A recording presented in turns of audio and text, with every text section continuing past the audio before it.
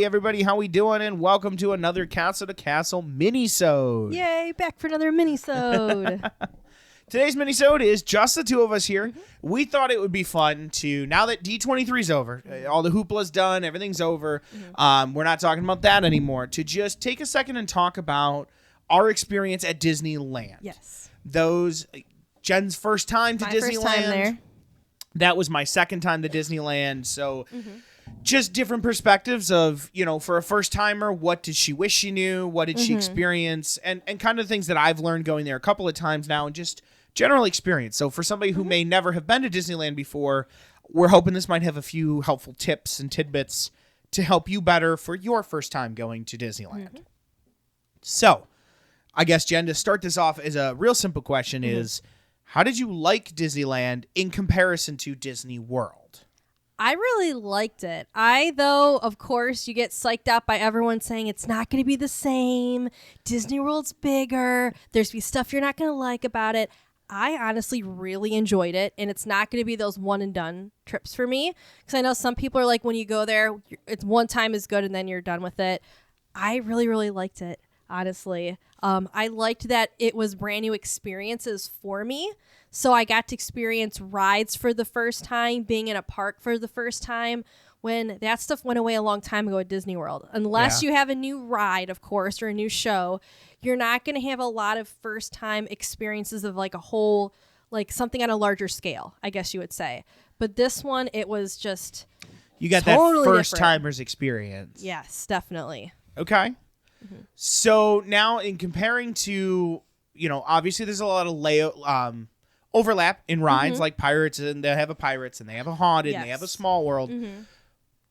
Which one did you like better? Were you Pirates of the Caribbean, Disneyland, or Disney World? I really, really liked Disneyland's a lot. And that's why that's the one ride we actually went on 3 times. That's the only one we went on like the most over and over again. I loved how there was a different experiences with the hills and the drops. I loved how there was a whole new experience of what you were seeing on the ride. It seemed as if it was almost a little bit longer too. Yeah. The way how their layout was, you had more time with the skeletons, like them at the beginning, rather than the one in Florida. It's very short-lived of them being dead and the skeletons before you get into the pirate life. And something that I kind of was thinking is that I think what the Disneyland version is showing you is that is the current time, the present time when everyone is dead. And so then we're going to go back into time then to show you what it's going, what their pirate life was about. Okay. And so that's what it is when they transition you into that. So I actually really liked Disneyland's better than Disney World's, but there are still parts of Disney World that I really liked. I think the scents are stronger. Like you can smell the scents stronger in Disney World. I feel like they weren't pumping the scents out as much at Disneyland. Like that was something that I did notice on their ride. Okay. So then let's take a step back from that, from a ride perspective. What was one thing you encountered that you didn't like, that you either liked better at Disney World or at least did not like in Disneyland? I would say you would not necessarily chalk it up to be an architectural problem, but in Disney World, you have more opportunities to get you out of the heat, to give you an area to take a break. Disneyland, there's really not many restaurants. There's not many quick service areas indoors. Your lines are outside. You don't have all the shows. So when you do happen to go to California in the dead heat, when we went, you're not going to have any of those areas to like cool down with the air conditioning. At Disney World, yes, when the lines get very long, you're going to be outside. But there's always a huge part of the queue that you're in these air-conditioned buildings. Not at Disneyland. You're out in the blazing hot sun. There's not always the fans by you to keep you cool. Even show-wise, like there's no shows at Disneyland to really like you to sit down and to take a break. That was almost kind of like, with how much is outdoors there, when you're in the heat, it was almost like a culture shock in a sense, compared to when you're at Disney World, when you can go into all these places indoors to eat, to be in the queues and to do shows. So that in a whole, like, it was just weird on how much it is based on outside and all of that. You know, that's actually one point that I tend to tell clients too, is to pace yourself a little bit more in California, specifically for that reason. Like when you go to World, and I'll use Magic Kingdom to Magic Kingdom as the example. World, you have PhilharMagic, you have Tiki Room, you have Carousel of Progress, almost every land. You have Hall of Presidents. There's Scare always floor, the Monsters Inc. Monsters Inc. Laugh Floor. Yep. There is always a show in like every land in Magic Kingdom to get you out of. And in California, there is Tiki Room. And then there's Great Moments with Mr. Lincoln, which when we went was not open at the time. It was closed. So one of the two shows in the park wasn't even open for us. So that is definitely something that you need to remember in California, especially that the line queues. I think that's an excellent point. Every line queue is pretty much outside. Even new line queues, like Haunted Mansion's getting a whole new line queue. They built it outside. They didn't put in coverings, which I don't understand why you wouldn't cover it more. And same thing, a good example too, if you go over to California Adventure in the Spider-Man ride. Oh man, that was so brutal. Oh, it was so hot. But the Spider-Man ride actually has some type of roofing, and yet there were still huge gaps all over the place that the sun just beat down on you. And they would get on the queue, you know, please remember to hydrate, please remember to stay cool, and to shadow hop. That was their suggestion, was stand in shade. We were laughing at that. We were hysterical. Stand in shade until you can jump to the next piece of shade. So you have these huge gaps in the line where we probably would have moved twice as fast, but we didn't because people in front of us were hiding in shade shadow hopping. So, and I get it. They're going to have the nicer weather than Florida, but there are still very big portions of the year. Like, look what just happened with Run Disney. It was in the hundreds there. Yeah. So you can't say it's always going to be this beautiful weather where it's tolerable in the sun. Like, it's still got its moment. Yeah, it's still a different scenario than Florida, but it's just like it took a lot out of you, and it was just it was a, like I said, a culture shock of how much is outdoors, how many areas you can't go to take a break sheltered or in an air conditioning setting. Yeah. The other piece that spinning off that as far as something to experience at Disneyland recently rolled out Magic Bands. And it is almost an entirely different system than Disney World, which I don't understand why they're not built similarly. But in Disney World, for example, you have a whole family. All you have to do is make sure that your family is in your profile, and you can book reservations for them and do all the line queues and everything else. In California, they don't operate based on families. They operate based on tickets. So even though there were 5 of us that went, and Jen had bought her own tickets, and Julia had bought her own tickets, and Emily had bought her own tickets, we had to sit here and scan everyone's tickets on everyone's phones. Otherwise, only those with the tickets in your app could you book a fast pass for on Genie Plus. And like, if I wanted to book one thing for all of us, I had to make sure I scanned in Jen, Julia, Emily, Catherine's tickets, so they were all listed on my phone. And that was like, it seemed like a big pain in the butt and a big. And it's weird that why would it be that way when it's the same company rolling out the same concept? Like we kept saying when we were there, they're treating them like they're two separate entities. Yeah. Like it's not the same. Well, and what was interesting too is we had Emily's got a little screwed up. I don't know how, but the reservations got like booked a week back or something. Just hers. Everyone else's was fine. But the other weird thing is too, in Florida, when you go to tap your Magic Band, you come in and it doesn't work. They raise their hand and they ask for a cast member. Cast member comes over with the tablet, taps your band, looks up your account, click, click, click. Okay, it's fixed. Go on, have your day. In California, it was nowhere near that. They typed in on their, because they have the old school, what I'll call a cash register style check-in thing. And then they have a phone, and the phone is what they tap your Magic Bands with to make it work, or they scan the barcode on your ticket. Well, when it didn't work, they typed it in the computer and asked for a supervisor. Supervisor came over to help, and all the supervisor did was ask Emily, here, let me see your phone, took her phone and started messing on her account and doing it on her side. Which was strange. Yeah, they had no access to the Magic Band stuff. They don't have tablets out there. I asked her about this. She said, no, we don't do that. We don't have access to that. So it was a little bit of a culture shock, a little bit of a just going to World as much as we are and having the fun that we, or not fun, but the experience that we, I mean, yes, fun, but the experience that we have out there in Florida, and how if you go up to a guest services and say, hey, I'm having an issue, it's just tap, bing, bing, bing. Yep, no problem. You're fixed. Have a good day. In California, it was not like that at all. Right. And the other aspect too, going off of it, was with the photo passes. Yeah. So when you're at Disneyland, you got to make sure, if you want to view every single picture that your party takes together, make sure every single person scans their Magic Band. Yeah. Because after the fact, you cannot go back in and link the photos like you can at Disney World, so you see all of your stuff. So we ran into the problem where RJ was the main one tapping with the photo pass photographer. There was a couple times Emily did it too as a backup, but because the rest of us didn't tap it in, when we were trying to look at our pictures later on to post on our social media, we couldn't. We had to wait until RJ downloaded all of them to his computer and then fed them to us. Yeah, like I was saving a few and texting them out, but again, it comes back to the family thing. It wasn't shared in the quote. There was no family to share it with. It was just my tap, which we didn't know. But that even creates an issue where, like, are we really going to sit here and make sure that Jen taps and Julia taps and like, is that photo pass person like, dude, I hate you all, like, stop me. But it does. It runs. It's small things. Yeah, I was downloading a few on my phone and texting them so they could post some. But when we got back, I had to download the 100-some photos and just share it because, but what made it worse was, like, one or two times Jen had tapped because I either wasn't in the photo, like I wasn't there. Like she went off to ride a ride with Emily, and the two of them did a photo spot. Well, then I didn't have those. So then it became, at the end, it was like, okay, well, share what you have and make sure I get your copies and make sure you get my copy. And it was just, instead of it just being one master file of things. So that's definitely something to watch out for if you are taking a family out there. Make sure to have more than one person scan. A, so you have a backup, but B, because it's only accessible by those that tap, not everybody in your family.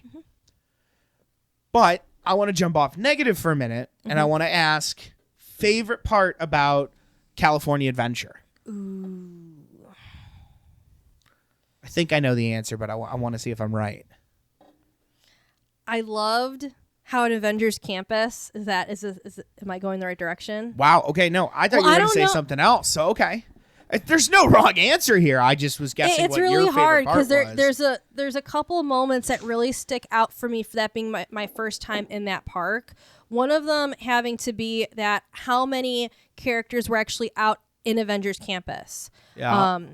I've been in themed lands before over at Disney World, but I've never been there where there's that many outfitting the land, making it more immersive that you're in that area. So it was cool getting pictures with them, but World of Color at night was so magical. I loved it so much that the whole time I was watching it, our very first night, I think my jaw was dropped the whole time. It was just one good scene after the other. The way how the water would work, everything with that was just, it was awesome. And we have the full show on our channel, so you can check out our recording of it. So, that still was not what I thought you were going to say, though. So I'm kind of surprised. Those are what's, I know Avengers Campus and World of Color stuck out to me very, very well. Why? What did you think I was going to say? I thought you were going to say the neon lighting ceremony at Radiator Springs. Oh yeah, that was also really, it was. See, there's another thing. See, because you're such a big Cars fan. Yeah. And Radiator Springs is so cool. I really do. They really hit it on the head. They didn't miss a detail, and it's so much fun when you take somebody who's never been there before and just watching Jen's face as we walked down it. Like, it was just, but you guys were all just sitting and eating dinner because we got our mac and cheese cones. Heck yeah, everyone was sitting and eating them, and I'm like, hey, you know what? I will volunteer. I will be the one standing and filming it, and it was just so cool. And just to see how many other people were there to experience the moment, you were going to think that there was a big fireworks show or a celebrity about to walk through. That's how many crowds are drawn, that when sun sets and they slowly turn all of the lights on, would play with that Life Would Be a Dream song. Yeah. It was magical. It really, really was. See, that's what I thought. And to see all that come to life. So I guess, there was 3 standout moments with California Adventure. So literally, like, every area she had a moment in that thing. And notice, none of those were the cookie cutter experiences. Those are all brand new things. That's what I was saying at the beginning of this mini-sode, that being able to experience something for the first time at that as big of a scale as all of this was, that's what really, really made it special. And it really stuck out to, like, oh, this is cool. This can't just be a one and done for me. So then, same question, but to Disneyland, like Magic Kingdom Disneyland. Favorite part about Disneyland? Magic happens. Magic happens. That parade Okay. that was incredible. That was another thing we watched 2 times. The first time in person, seeing that was just it was just Magic Happens is a really cool it was parade. amazing. The costumes, the makeup, the floats, every element that they put together was just incredible. That's a big, huge standout moment. I want to say the part in Fantasmic when the Jolly Roger just comes out of nowhere and it lights up. That is one of my favorite moments from that show, where it's just the huge pirate ship comes out of nowhere. You hear the big cannon go off, and it's just there. And like holy crap! They do it like in theater, where they're focusing the audience to look on something else while they're creeping the ship in, and you don't even expect, and it's like bam, it's right there. Bam! Pirate ship. Yes, and like the fight scene that they did on it. Yeah. Yeah. I don't know, like other things, because it's a small world, like how big of a scale that was. Yeah. That was really, really awesome seeing that. I'm a big, huge fan of that ride, to see how well they take care of it. There was no like lazy-eyed animatronics. Yeah. They really kept it really nice in there. Unlike Disney World, I feel like sometimes they leave things go too long before they fix it. Yeah. Having the Disney characters in there. Okay. Mm-hmm. Interesting. Okay. So then, what is one piece of advice you would want to give somebody who's never been to Disneyland before? Mm-hmm. They're booking their first trip. They're on their way out the door. Mm-hmm. What is the piece of advice you leave them with? I would say to try to get a hotel as close as you can to the park. I know we did an Airbnb. We did that on purpose because it was most cost efficient for us during that weekend. Yeah. I feel like with all the Ubers and things that were going on with that, that is something I would give advice to another family, to say, hey, if you can get in at one of the good neighborhood hotels, if you can't afford it, the Grand Californian, that's pretty sweet that it's right there on property. That I need to do that now. I need to stay there so you can just walk out of the gate and be in the park. Yeah, she was jealous because Catherine and me on our honeymoon trip, we stayed at Grand California. I need to do that now. It's fantastic. Yeah, I would say try to be as close as you can to get that hassle out of having to get the Ubers. And if you need to go back in the middle of the day to take a break with your family, even just to drop merchandise off, if it was in closer walking distance, it would be less of a hassle than constantly getting like the Ubers to go back and forth, and dealing with that travel aspect, because it's not the same with like how they have on Disney World property with like the bus system and stuff. Okay. Mm-hmm. No, that's a good tip. When you're looking at different hotels too, like right across the street, there's the Westin, there's the Marriott Anaheim, there's the Hilton Anaheim. Like those are great choices across the street. To Jen's point, keep it within walking distance. Mm-hmm, yes. It may sound counterintuitive, like, I don't want to walk. I've been walking all day. I'm going to be so tired. You'll spend less time walking across the street and down the block to your hotel than you will waiting for your Uber, picking up your Uber, and then taking off. Because remember, Disneyland is literally dropped in the middle of a neighborhood. Mm-hmm. It's not its own bubble like in World. Mm-hmm. So your traffic and your streets, they're only so big and there's only so many cars.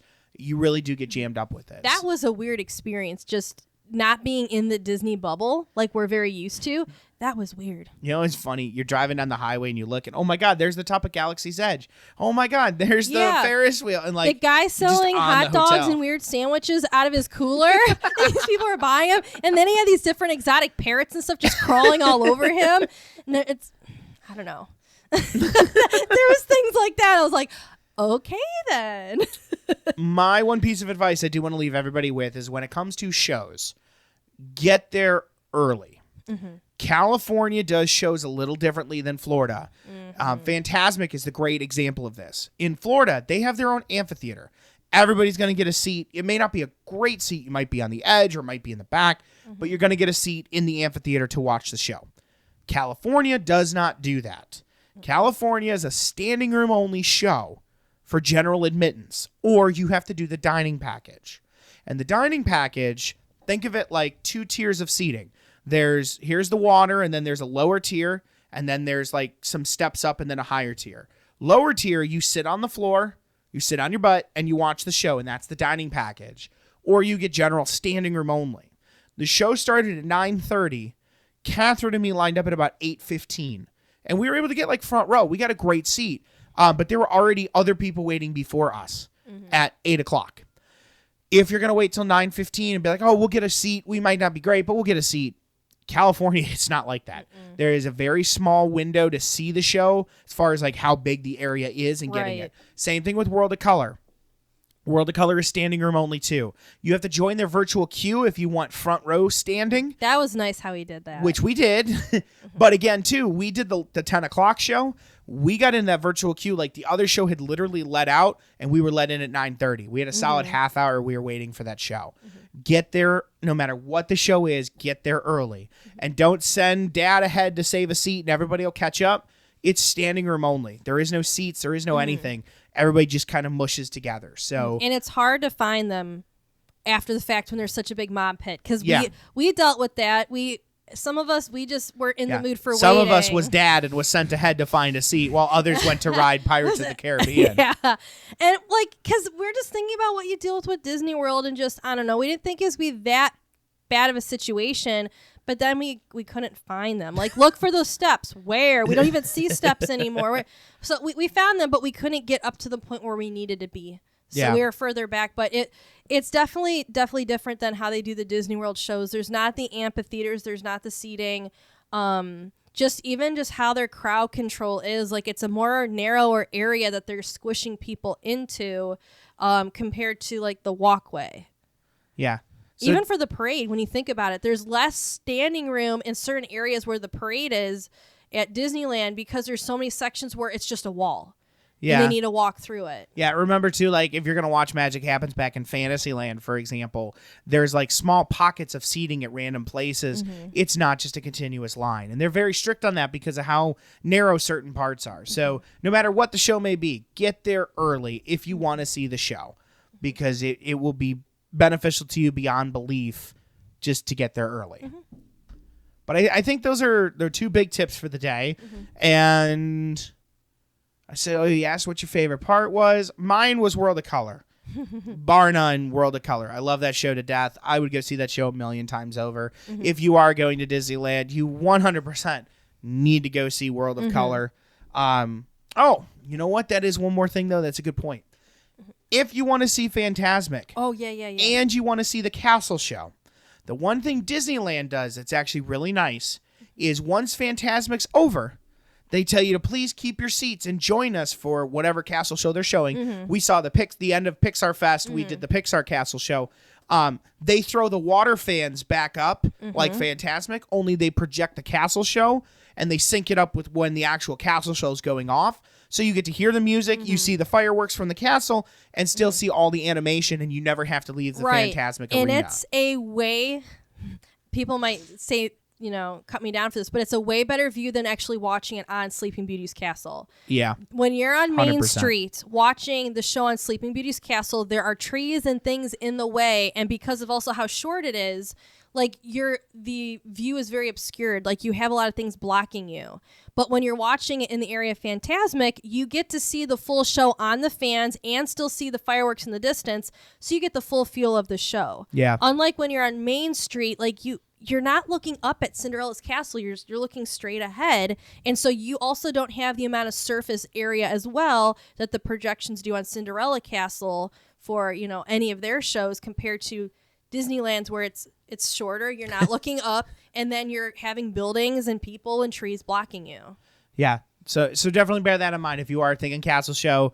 While castle is fun to do a quote-unquote castle show, it is kind of cool how they do that. I almost wish Magic Kingdom Florida would come up with a way to do that. I don't know how they would necessarily do that, but I really wish they would come up with it.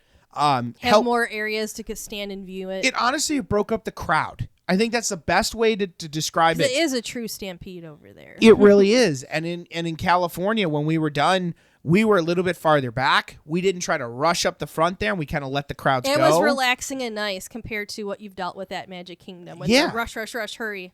Because in Magic Kingdom 2, they're like, nope, got to stay in the circle, got to head up the front. Whereas like we were all the way back by Pirates and stuff, and we just took our sweet time. So by the time we reached Main Street, most of the Main Street had already walked out the park. Yeah. So definitely keep that in mind too. If you want to do both, you can at Fantasmic. You don't have to go up to the castle for the castle show. But if you guys ever have any questions, you can always hit up RJT Travels. we send clients to California all the time. We personally are now been to California and Florida and everything else. So any Disney questions, always let us know. We hope this kind of helps shed a little bit of light on Disneyland and some of the things to bear in mind, like remember photo passes, remember getting your tickets squared up ahead of time, remembering getting to your shows early, pacing yourself. There is definitely some heat issues there and less air conditioning moments than in Florida. So make sure to pace yourself and try to find a hotel near so that you can walk instead of needing to get Ubers and things, because it will make it so much easier getting in and out of the Disney parks. So I hope this was helpful. Thanks for joining us, and we'll see you guys on the next Castle to Castle podcast minisode.